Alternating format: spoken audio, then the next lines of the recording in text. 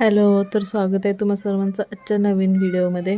तर आज होता इडलीचा बेत. त्यासाठी इडलीचं पीठ तयार केलं होतं घरातच, बाहेरून वगैरे काही नाही आणलं, घरातच. त्यासाठी 1 वाटी तांदूळ, अर्धी वाटी उडदाची डाळ घेतली होती आणि थोडेसे पोहे, आणि नंतर ते 4 ते 5 तास भिजायला घातलं आणि नंतर ते मॅरिनेट करायला ठेवून दिलं. म्हणजे शक्यतो संध्याकाळी ते पीठ मिक्सरला बारीक करून घेतलं की नाही, रात्रभर मस्त मॅरिनेट होते.